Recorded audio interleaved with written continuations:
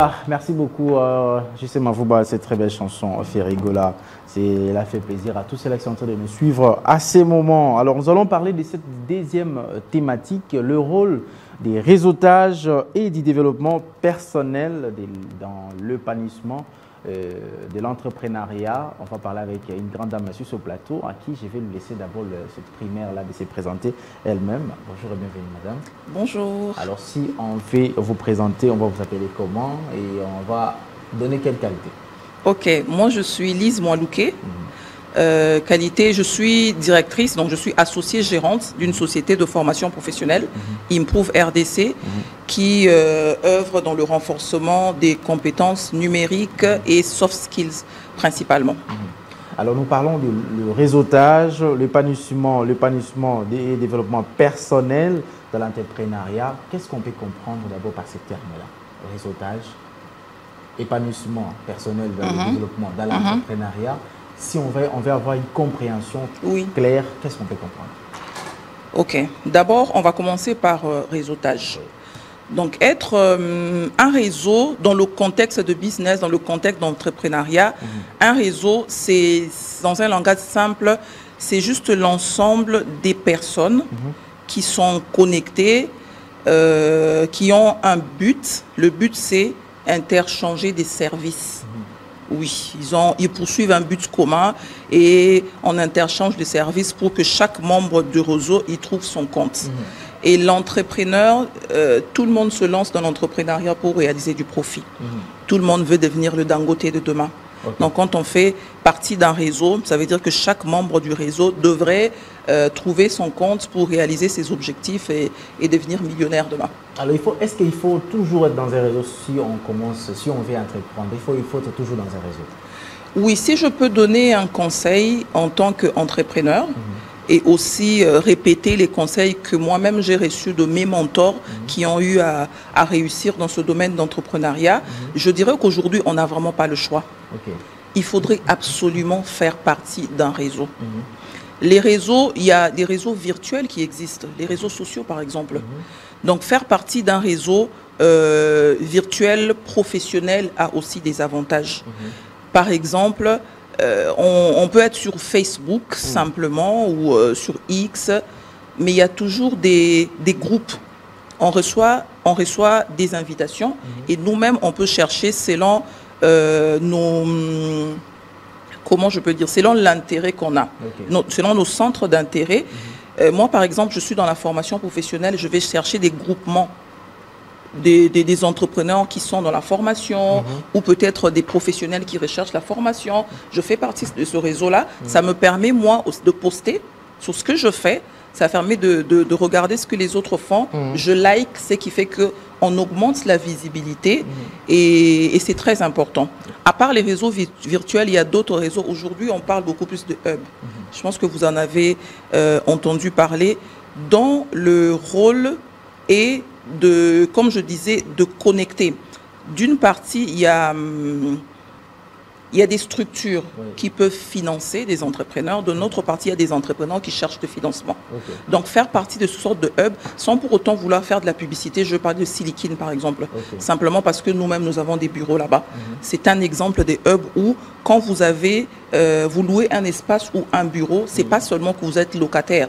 C'est que vous avez la possibilité d'être mentoré déjà, d'avoir un mentor qui va vous assister dans la formation, le renforcement de capacités, à structurer votre entreprise et aussi à avoir accès au financement, si votre projet est jugé viable. Comment bâtir un réseau aussi solide et aussi authentique et surtout où vous allez, bien évidemment, vos centres d'intérêt, mais vous allez quand même, parce que lorsque vous parlez des réseaux sociaux, c'est virtuel. On ne sait pas si ces personnes-là existent réellement.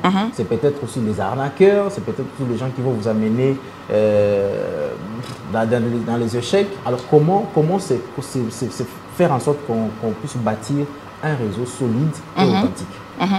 Ok, je commence par réagir par le fait que c'est probable que ce soit des arnaqueurs. Déjà, le risque zéro n'existe pas. Donc, quand on entreprend, on prend déjà ce risque-là de se lancer dans une aventure.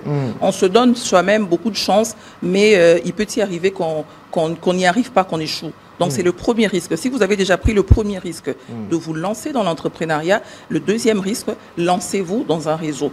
Mais il faudrait quand même s'assurer des intérêts poursuivis par ce réseau-là. Parce que oui, il y a des réseaux d'arnaqueurs. Qu'est-ce qu'on fait? C'est que le conseil qui est donné pour le cas de réseaux sociaux, c'est de dissocier le profil privé au profil professionnel.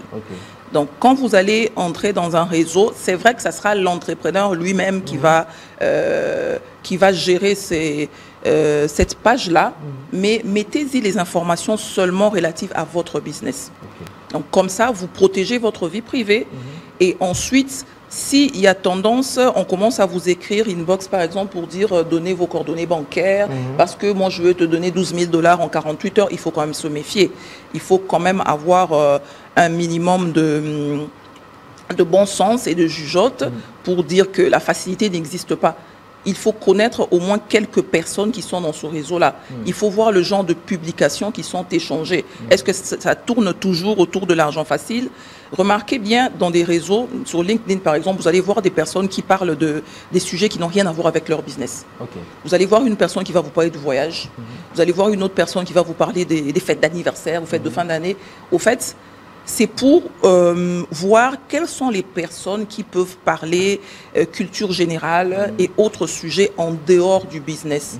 Parce que quand on se met ensemble pour le business, on ne doit pas parler qu'à 100% du business. On doit avoir des intérêts communs, on doit avoir des centres on peut même avoir des divertissements communs, ce qui va faire en sorte qu'on reste toujours en contact et qu'on s'entraide pour que les business avancent. On entreprend, on veut être dans les réseaux. Est-ce que c'est obligatoire aussi? Il faut toujours avoir un mentor?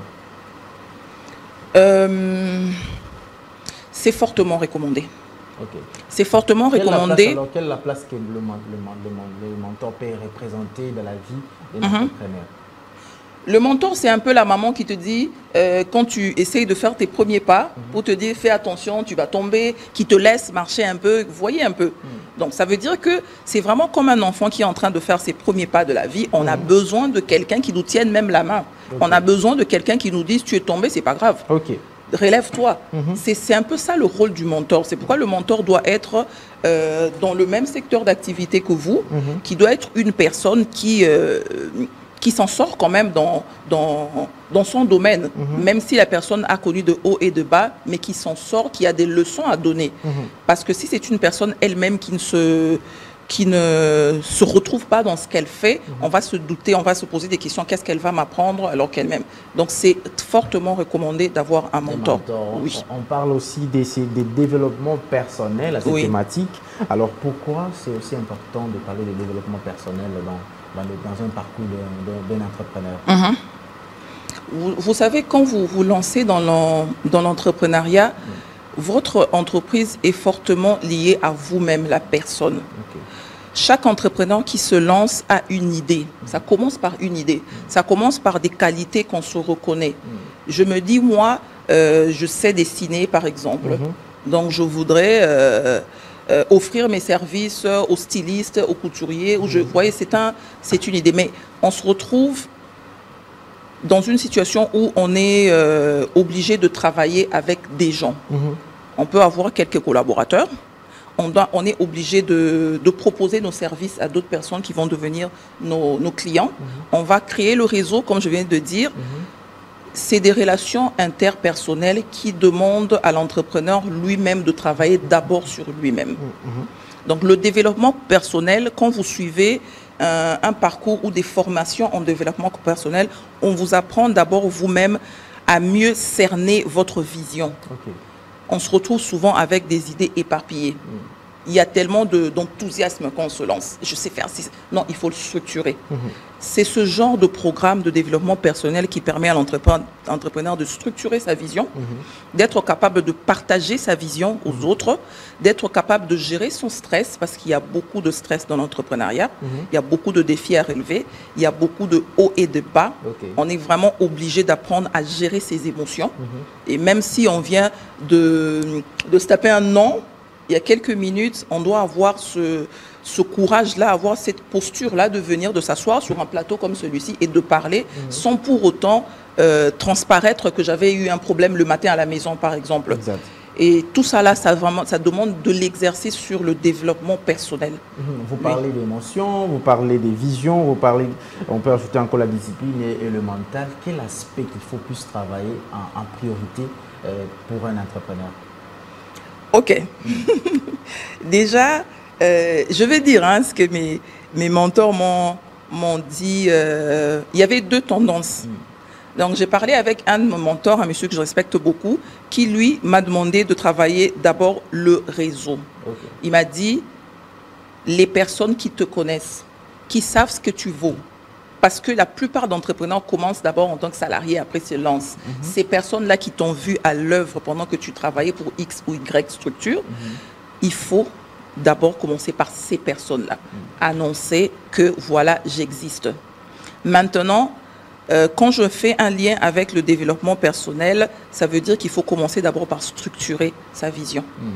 Se connaître soi-même, apprendre à structurer sa vision et apprendre à le dire aisément. Parce que les gens n'auront pas toujours 30 minutes, 40 ou 2 heures à t'accorder. Oui, on va te donner peut-être 5 minutes, tu as un pitch où tu dois dire exactement qu'est-ce que je fais, qu'est-ce que je peux apporter, la valeur ajoutée, on va souligner, et pourquoi vous devez travailler avec moi. Donc la première chose, on travaille d'abord sur soi-même. Je me structure, je travaille la confiance en soi, je travaille la manière d'aborder les autres avec beaucoup de courage. On commence par ça, et le stress, ça viendra...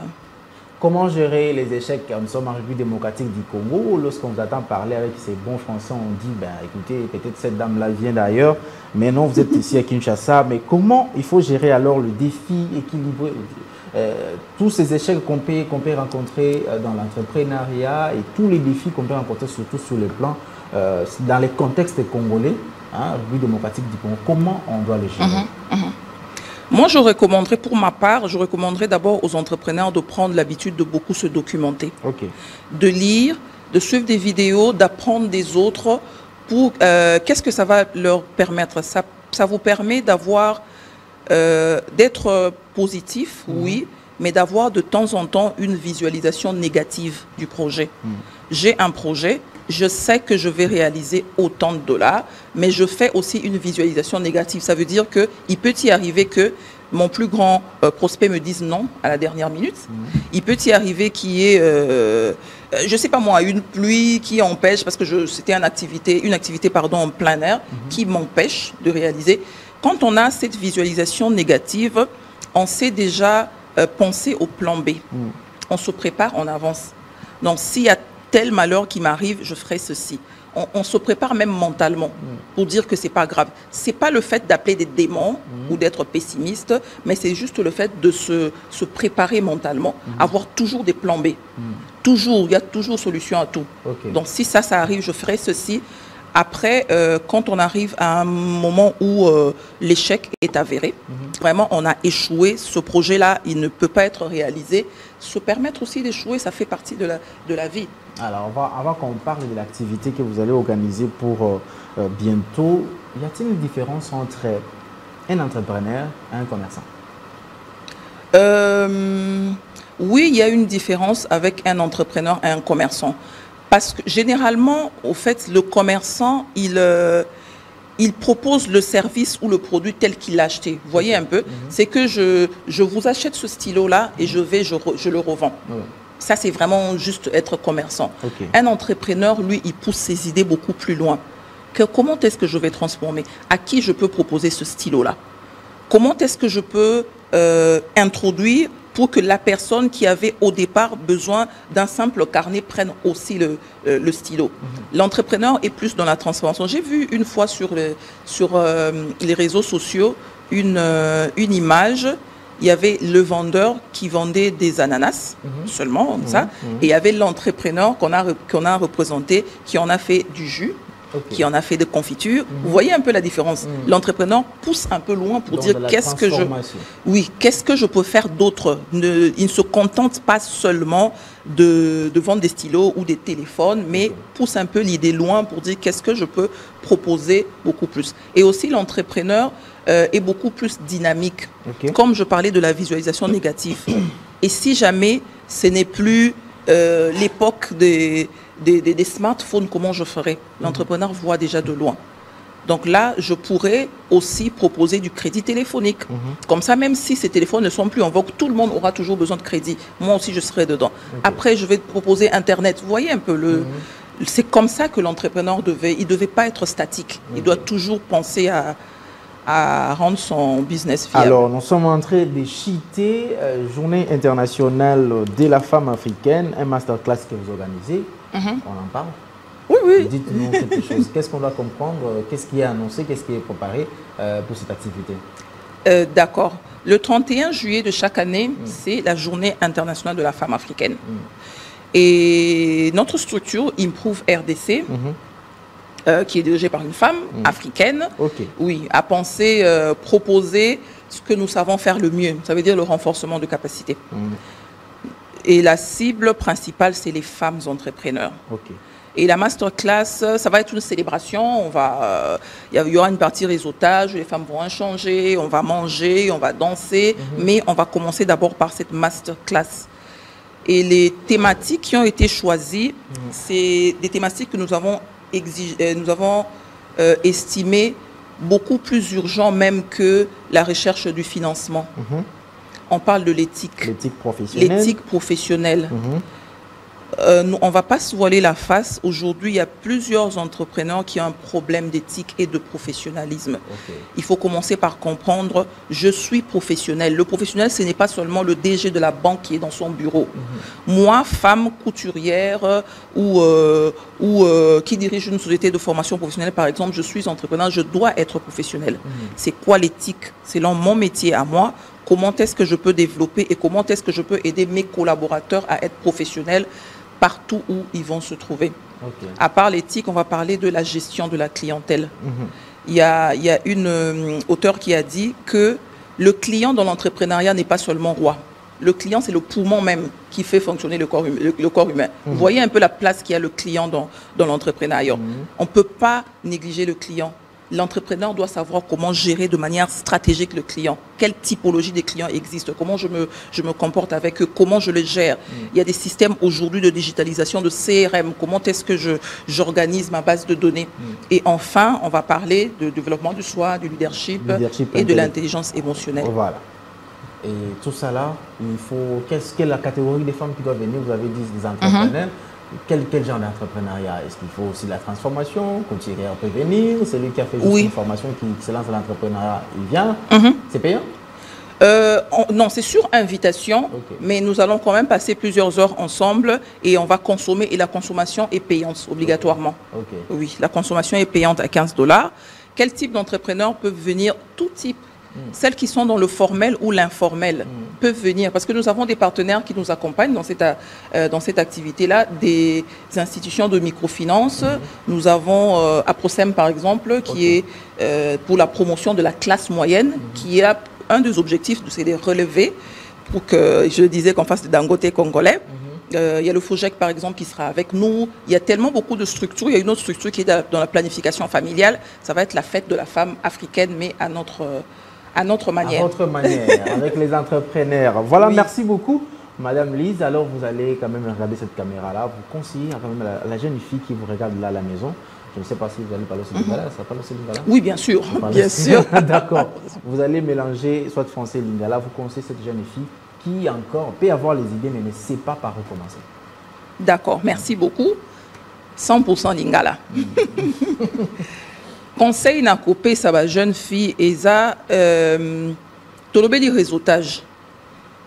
Soko oza na timidité, soko oza na service moko ozo sala, oza na don moko, oza na talent moko, oza na musala na oyebi ko sala. Soko vandi na ndaku yo moko, muto akoyeba ngo te. Soko oza na cliente okoteka te. Soko ozo teka te, musala na o ekokufa. Donc tozala na habitude wana ya kozala na ba réseaux sociaux, tozo tala ba groupe, tozo liker pour tout se faire remarquer. Ce qui est qui s'engonette, il y a une masterclass. Quand on a une masterclass, il y a une classe, il y a haut niveau. Qui est formateur, on a un formateur, il y a haut niveau. Il y a un des lobby masterclass. Fouta transport, il y a qu'à permettre au tanga, au yeba, au solana, maman misusu, au banda qui mouke, les loba komipe, grande dame. Et tous à la peine na habitude wana ya kosalela mingi ba internet pour na kotanga kolanda ba vidéo oyo ezopesa biso ba idée koseka eza bien mais air moko pe oseki air moko pe otali nini tokolata make up mais air moko pe otangi soko za couturière tanga ba modèle oyo eza en vogue lelo soko za jeune fille ofongola ka ballon tanga tala ba misusu oyo bazo fongola mo ba boutique ba yeba ndenge ni kokanga mo ba photo ya ba bilamba bazo teka po ba misusu baya donc nazo encourager penza ba jeune fille to to linga entrepreneuriat po toza na époque moko o chef de l'état aza penza na posa ya ko matisa entrepreneuriat pe ko matisa basi oyo baza na kati ya entrepreneuriat. Comment faire pour vous contacter pour venir à ces masterclass? Oui, pour venir, le moyen le plus simple, c'est de nous contacter à travers notre numéro de téléphone que je peux donner. Donc, le numéro de téléphone, c'est le 099 99 14 950. Sur WhatsApp et appel direct. Voilà. 099 99 14 950. Vous pouvez aussi visiter toutes nos pages, les formations Improve RDC. Voilà, merci beaucoup Madame Lise d'être passée, j'espère que ça ne sera pas la dernière fois. J'espère aussi. Donc match nul, hein, Monsieur Olivier Wanakouba, match nul, donc un but partout. Alors merci beaucoup à vous qui étiez branchés depuis ce matin, nous étions depuis là 8h40 et donc bientôt 10h30 pour nous séparer. Merci à l'équipe technique, justement à vous, Christian Wakabika, Junior Bemba, merci à la réalisation de M. Olivier Mwanakouba, mais également à César Bassaï. Merci au directeur des programmes Tristan Énergie Lelo, les livres Charles Mouzadi avec qui nous préparons chaque matin et aussi chaque soir à cette tranche matinale. Merci à vous, merci au patron de la PES Télévision qui est le coordonnateur, le concepteur de cette tranche matinale. M. Patrick Ngandou, au Chiyoyo, Maman Nathalie Chiyoyo, bon mercredi à vous. Rendez-vous avec moi, c'est les vendredis, donc encore le matin et retrouvez demain l'équipe avec Joseph Kaloupala. Merci à vous et au revoir.